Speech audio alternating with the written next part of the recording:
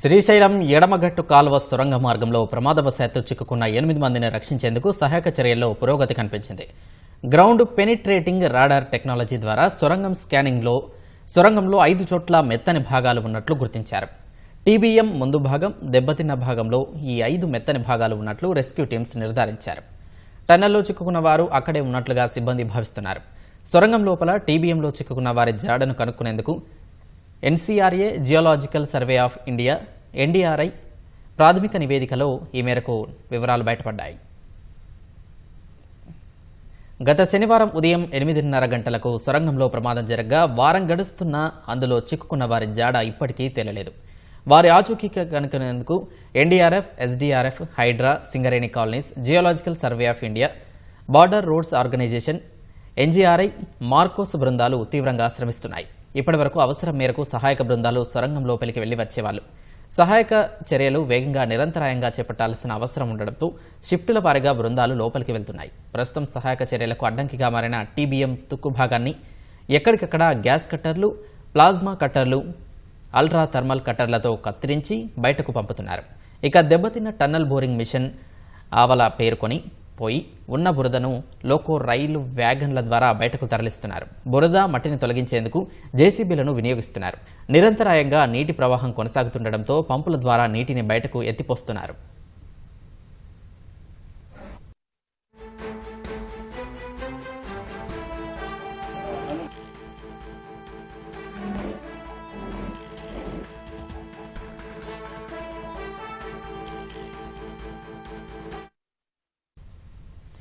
ఈ ప్రతిబంధకాలు దాటుకుని జరుగుతున్న సహాయక చర్యల్లో పురోగతి కనిపించింది. Geological survey of India, NGRI సొరంగం లోపన చేసిన సర్వేలో ప్రాథమిక ఫలితాల్లో పురోగతి కనిపించింది. గ్రౌండ్ పెనిట్రేటింగ్ రాడార్ టెక్నాలజీ ద్వారా సొరంగం స్కానింగ్లో సొరంగంలో 5 చోట్ల మెత్తని భాగాలు ఉన్నట్లు గుర్తించారు. టీబీఎం ముందు భాగం, దెబ్బతిన్న భాగంలో ఈ 5 మెత్తని భాగాలు ఉన్నట్లు రెస్క్యూ టీమ్స్ నిర్ధారించారు.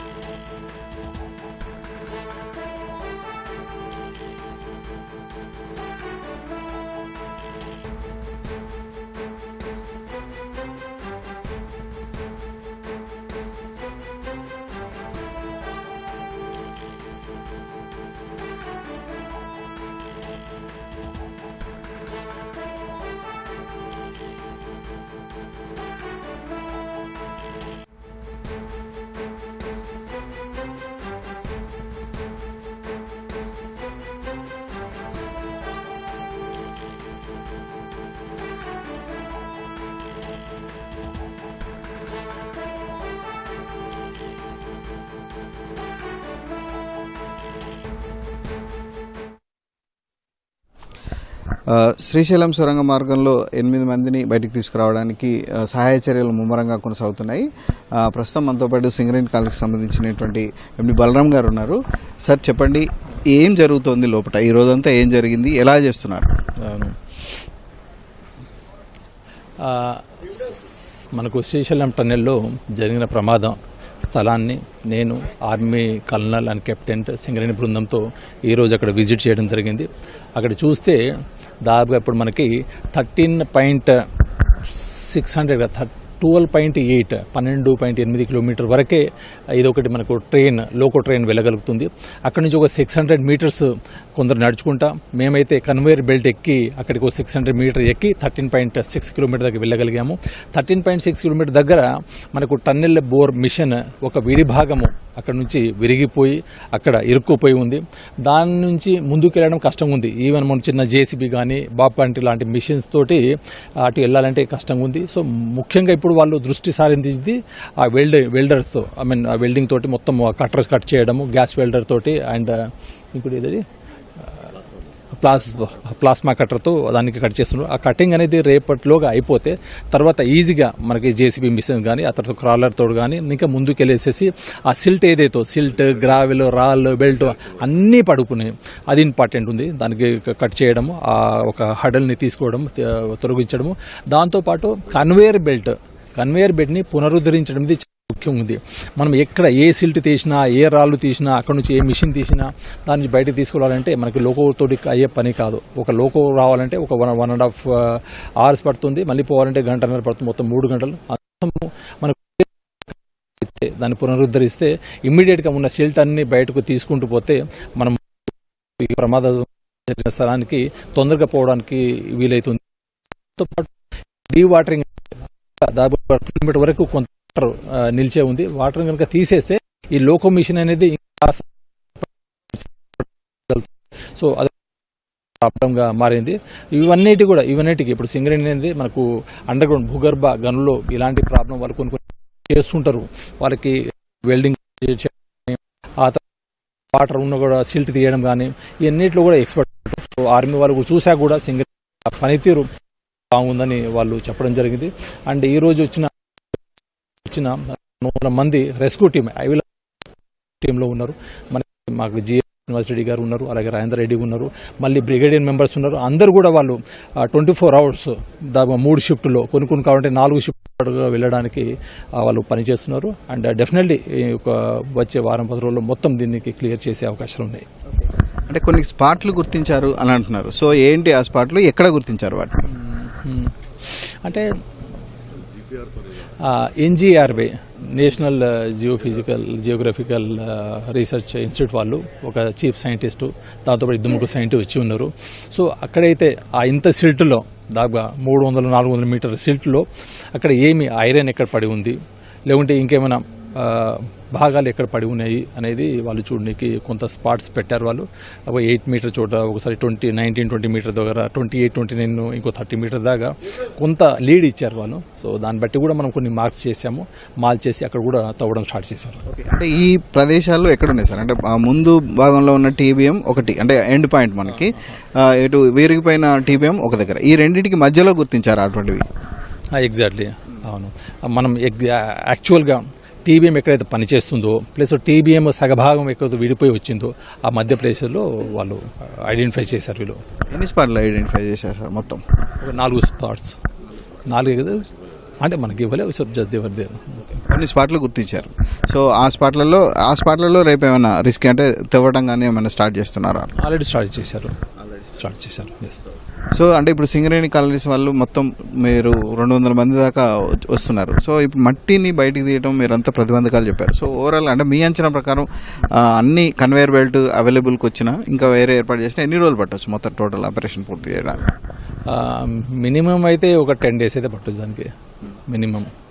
ఎంత ఫాస్ట్ చేసినా కూడా కన్వేయర్ బెల్ట్ స్టార్ట్ అయ్యాక ప్లస్ లోకోమోటివ్ నుంచి మట్టిని బయటికి తీయడము, ఆ పూడికలాగా మట్టిలాగా రాళ్ళు రప్పలు ఐరన్ అన్నీ ఉన్నాయి.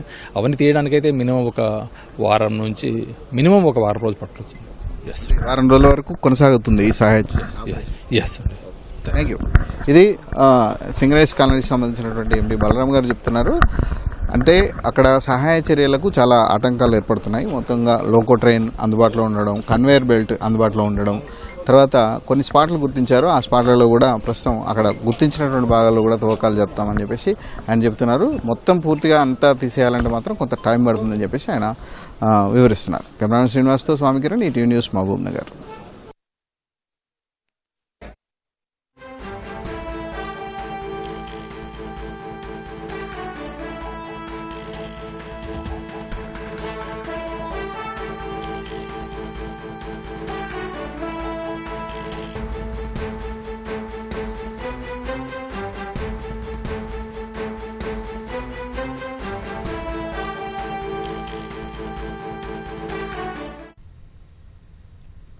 ఎస్ఎల్బీసీ టన్నెల్లో సహాయక చర్యల్లో కాస్త పురోగతి కనిపిస్తోంది. ఇక మరిన్ని వివరాలు మా ప్రతినిధి స్వామి కిరణ్ ప్రత్యక్ష ప్రసారం ద్వారా అందిస్తారు.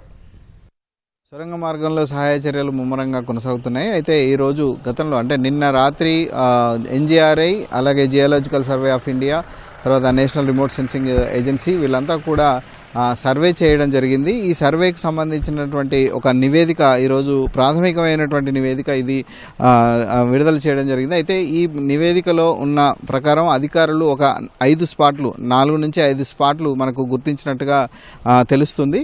ఈ 4 స్పాట్లు ఏంటంటే భూమి పొరలను ఆ సర్వేలో విశ్లేషించడం జరుగుతుంది. భూమిలో ఉన్నటువంటి పొరలను అంటే పైభాగం నుంచి కింది వరకు కూడా భూమిలో ఉన్నటువంటి పొరలను విశ్లేషించడం జరుగుతుంది. ఇందులో అక్కడక్కడ ఏముందో అనేది వాళ్ళు విశ్లేషణ చేస్తారు. భిన్నమైనటువంటి అంటే ఇప్పుడు అక్కడ మొత్తం మట్టి, రాళ్ళు, పూడిక ఇవన్నీ కూడా పూర్తిగా నిండి ఉన్నాయి, నీళ్లు కూడా ఉన్నాయి. సో ఈ భూమి పొరలను విశ్లేషించినప్పుడు ఒక 4 చోట్ల వేరు అంటే ఇక్కడ ఆ భూభాగంలో ఉన్నటువంటివి కాకుండా 4 చోట్ల భిన్నమైనటువంటి మెత్తని పొరలు వాళ్ళు ఉన్నట్టుగా గుర్తించడం జరిగింది. ఈ గుర్తించినటువంటి వాటిని వాళ్ళు మార్క్ చేసుకున్నారు. ఎక్కడెక్కడైతే ఆ టైపు మెత్తని పొరలు ఉన్నాయని వాళ్ళు భావిస్తున్నారో అవన్నీ కూడా ప్రస్తుతం మార్క్ చేసుకున్నారు. ఈ మార్క్ చేసినటువంటి స్పాట్లన్నీ కూడా ఎస్ఎల్బిసి టన్నెల్లో ఉన్నటువంటి 14 కిలోమీటర్ల సొరంగ మార్గంలో మనకు 14 కిలోమీటర్ వద్ద మొదటి టీపీఎం ఉంది. అంటే ఇరుక్కుపోయినటువంటి టీబీఎం మిషన్ ఉంది. కొట్టుకొచ్చినటువంటి టీబీఎం మిషన్ సుమారు ఒక 60 కిలోమీటర్ వరకు కొట్టుకొచ్చింది. అది అక్కడ ఉంది. దానికి సంబంధించినటువంటి విభాగాలను ఇప్పుడు వేరు చేస్తున్నారు. ఈ రెండింటికి మధ్య మొత్తం పూర్తిగా కూడా బురద ఉన్నటువంటి వాతావరణం ఉంది. అంటే బురద మొత్తం కూరుకొని పోయి ఉంది. సో ఈ కూరుకుపోయినటువంటి బురదలో ఎవరైనా అంటే ఈ చిక్కుకుపోయిన వాళ్ళు ఉన్నారా అనే దాని మీద కూడా వీళ్ళు ఈ సర్వే నిర్వహించడం జరిగింది. ఆ నివేదిక వచ్చిన దాన్ని ప్రాథమికంగా వాళ్ళు అంచనా వేసినటువంటి ప్రకారం ఎక్కడైతే ఈ స్పాట్లు ఉన్నాయో అక్కడ తవ్వకాలు జరపాలని చెప్పేసి కూడా నిర్ణయించడం జరిగింది. ఇప్పుడు టీబీఎం మిషన్ దెబ్బతిన్న టీబీఎం మిషన్కు ముందు భాగంలో సుమారు ఒక 100 మంది పనిచేస్తే దెబ్బతిన్న టీబీఎంకు ముందులో అంటే పూర్తిగా మట్టిలో కూరుకుపోయిన టీబీఎం మిషన్ వద్ద సుమారు ఒక 50 మంది తవ్వకాలు జరుపుతున్నారు. ఎప్పటికప్పుడు పూడికను తీసేసి బయటికి పంపిస్తున్నారు. ఈ నేపథ్యంలో ఎక్కడైతే స్పాట్లు గుర్తించారో ఆ స్పాట్ల దగ్గర ప్రత్యేకంగా తవ్వకాలు జరుపుతున్నారు. అంటే ఆ పొర వచ్చేంత వరకు ఆ మెత్తని పొర వచ్చేంత వరకు కూడా తవ్వకాలు జరపాలని చెప్పేసి వాళ్ళు డిసైడ్ కావడం జరిగింది. ఎందుకంటే సుమారు 10 మీటర్ల డయాతో ఈ సొరంగ మార్గం నిర్మించడం జరిగింది. అక్కడ పేడుకుపోయినటువంటి మట్టి ఈ పొరలన్నీ కూడా సుమారు ఒక 5-6 మీటర్ల వరకు కూడా ఉన్నాయి. ఈ ప్రధానంగా ఒక 100 మీటర్ల పరిధిలో మొత్తం నడుముల లోతు బురద అక్కడ ఉంది. సో నడుముల లోతు మట్టి ఉంది. ఇక టీబీఎం మిషన్ మొదటి భాగానికి వస్తేనైతే మొత్తం సుమారు ఒక 15-20 అడుగుల వరకు కూడా మొత్తం మట్టి ఉంది. వాటన్నిటిని కూడా స్కానింగ్తో నేను విశ్లేషించడం జరిగింది. ఎక్కడైతే వాళ్ళు భిన్నమైనటువంటి స్పాట్లు గుర్తించారో వాటి దగ్గర తవ్వకాలు ప్రస్తుతం జరుపుతున్నారు. అయితే ఇవి అంటే డిఫరెంట్ మానవుని దేహానికి సంబంధించినవి కావచ్చు, లేకపోతే లోహానికి సంబంధించినవి కావచ్చు. వివిధ రకాల మెటల్స్ అన్నింటినీ కూడా ఆ మిషన్స్ స్కాన్ చేస్తాయి. స్కాన్ చేసి దానికి సంబంధించినటువంటి రిజల్ట్స్ ఇస్తాయి. అదే టెంపరీ అంటే తాత్కాలికమైనటువంటి రిపోర్ట్. ఈ రిపోర్ట్ ఆధారంగా తవ్వకాలు జరపాలని చెప్పేసి అధికారులు నిర్ణయం చేసుకున్నారు. ఇప్పుడు సింగరేణి కాలరీస్కి సంబంధించినటువంటి వాళ్ళంతా కూడా లోపల పనిచేస్తున్నారు. మొత్తం 3 షిఫ్ట్లో పనిచేస్తున్నారు. వీళ్ళంతా కూడా ఇప్పుడు ప్రస్తుతం ఎక్కడైతే స్పాట్లు గుర్తించారో ఆ స్పాట్ల దగ్గర కూడా తవ్వకాలు అనేవి వేగంగా జరుగుతున్నాయి. అయితే వాళ్ళు ఎన్ని మీటర్ల లోతుల్లోనైతే అవి గుర్తించారో అక్కడ వరకు తవ్విన తర్వాతనే అక్కడ ఏముంది అనేది మనకు తెలుస్తుంది. అది లోహం కావచ్చు, ఇంకేదైనా కావచ్చు. ప్రస్తుతానికైతే ఆ చర్యలు కొనసాగుతున్నాయి. అధికారులు సొరంగ మార్గంలో సహాయక చర్యలు ముమ్మలంగా కొనసాగిస్తూనే ఉన్నారు. ఇది సొరంగ మార్గంలో సహాయక చర్యలకు సంబంధించి తాజా పరిస్థితి.